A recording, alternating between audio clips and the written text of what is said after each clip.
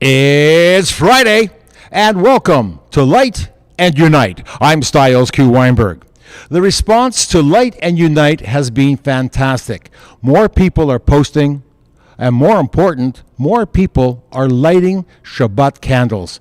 And the success of this program really is mind-blowing. Thank you for all of you who watch, and thank all of you who are actually lighting Shabbat candles. As I said before, this is one of our fantastic events that we have every Friday, and we are so happy that you have joined us.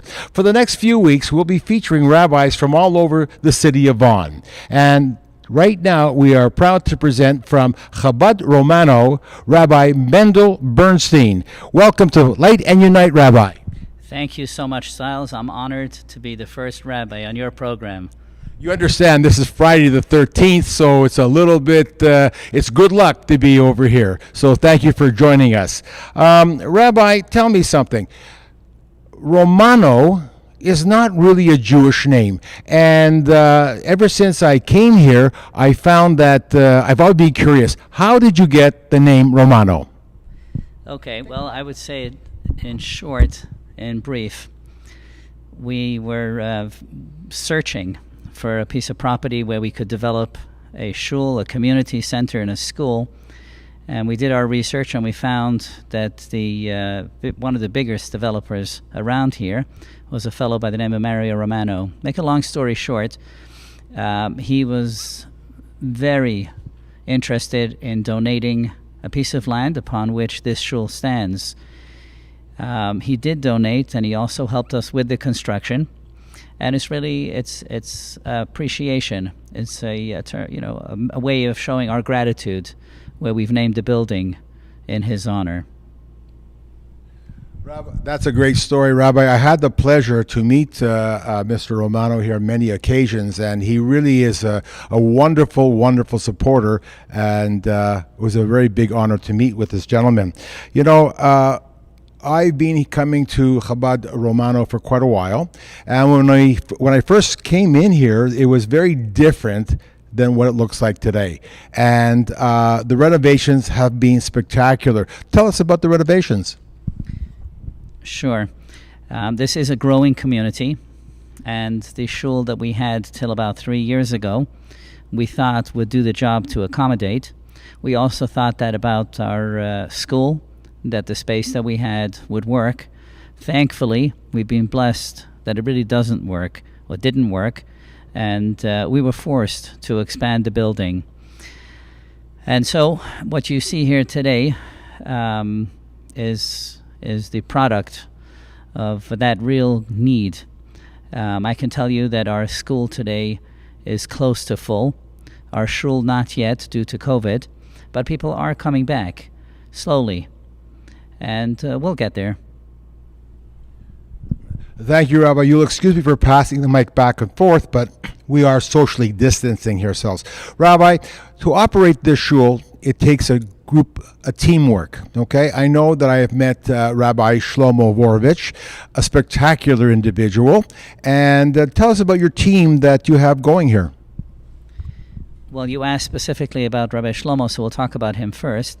Rabbi Shlomo is responsible for our tremendously successful Hebrew school that we operate out of the Anne Frank Public School. Thankfully, the Hebrew school is that successful that even our building will not accommodate them. So that's number one. Number two, he's also involved in the many events that we have here at the shul, at our center, particularly private events. If I tell you that we probably do maybe 70 bar mitzvahs a year, approximately, plus, the odd other occasions, brises, we do chuppahs here and so on, but it's all the arranging and all the details in addition to all the community events that we ourselves put on, and Rabbi Shlomo manages all of that plus. Thank you. When I first came here, and I first met with you, you really struck me as somebody who is very, a very dry sense of humor. Something like a Jackie Mason, And you have a friend, and his name is Yankel. Okay, I've approached you a couple of times and said, you really should write a book about jokes about Yankel and your experience. Tell me about Yankel. I'm so highly honored that you compare me to Jackie Mason of blessed memory. But I think it's a little over the top. I will talk about Yankel. Yankel has sort of become this mythical entity or individual about whom we tell, lighthearted jokes. We like to tell something to get people in the mood. People sit down and they're about to hear a speech. What's the first thing you think about? Oh, no, not another speech. And then you break it. You break it with telling a joke of some sort. And so Yankel's become that personality. And that reminds me, actually, we're a short while before Rosh Hashanah and Yom Kippur.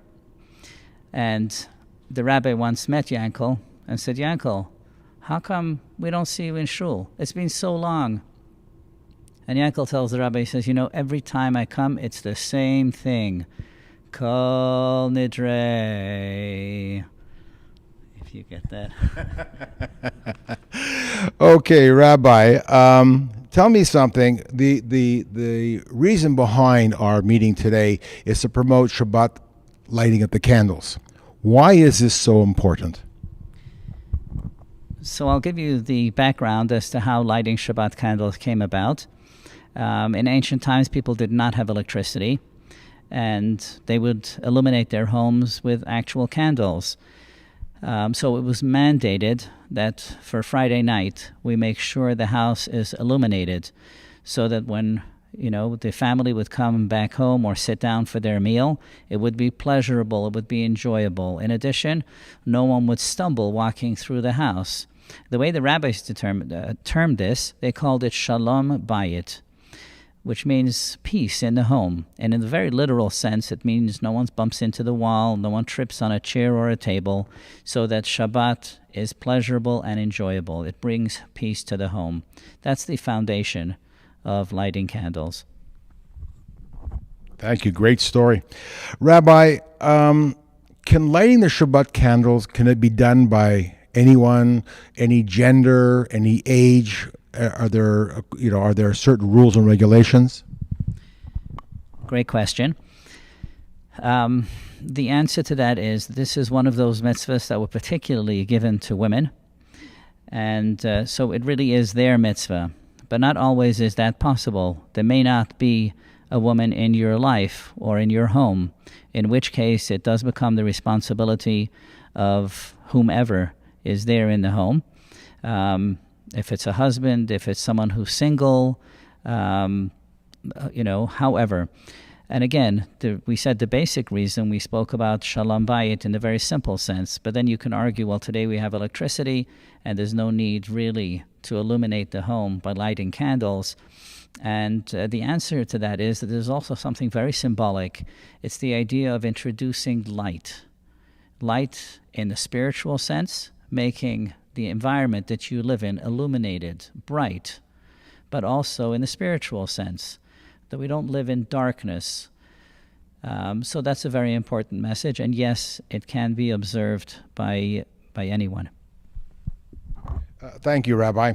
Rabbi, the high holidays are just around the corner, and they are very important and very significant, and probably more people go to shul during this time period than any other time period. A message from us to God, and we receive from the message from God to us.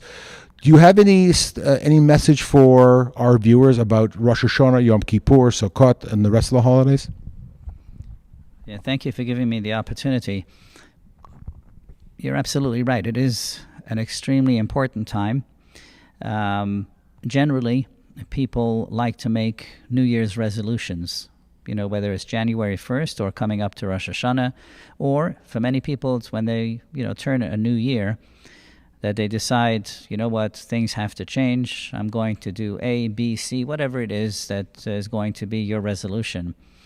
Rosh Hashanah really is that time. We start a new beginning. And for that, we dedicate time.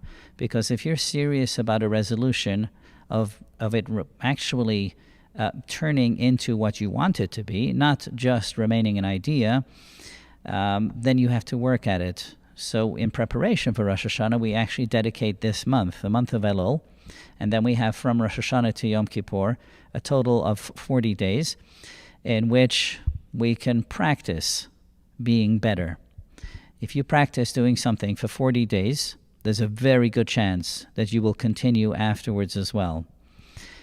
I heard recently about a rabbi who had said that whenever he considered making a resolution, he would practice to see if it was realistic. He would practice for 3 months, every single day doing the resolution and seeing if it was something he could really live with, and only then make the undertaking and resolve that the future would be different. So we certainly need time. And that's this time leading up to Rosh Hashanah and the period between Rosh Hashanah and Yom Kippur. And when we make these types of resolutions and we utilize this time properly, I'm certain that we will be tremendously successful. Well said, Rabbi. Thank you. I want to thank Rabbi Bernstein, Rabbi Shlomo Vovich, for the incredible work that you do not only within the Jewish community of Vaughan, but throughout our entire cities, through our country, globally, through Chabad. It's a wonderful, wonderful organization, and from the bottom of my heart, I say thank you very much. We are filled with gratitude to you and to the other rabbis, and really, it's so important that we move forward and do such great work. I wish that people would join my wife, along with myself, and the entire Romano congregation as we light our Shabbat candles tonight, not later than 20:06. And if you wish to be part or be featured on Light and Unite, please contact me at styles@stylesq.com or call me directly at 905-303-2303. Continuing next week with our Light and Unite, we'll be featuring from Chabad Flamingo, Rabbi Mendel Kaplan. Until then, ladies and gentlemen, on behalf of my wife and I and the entire Chabad Romano community, Shabbat Shalom, everybody!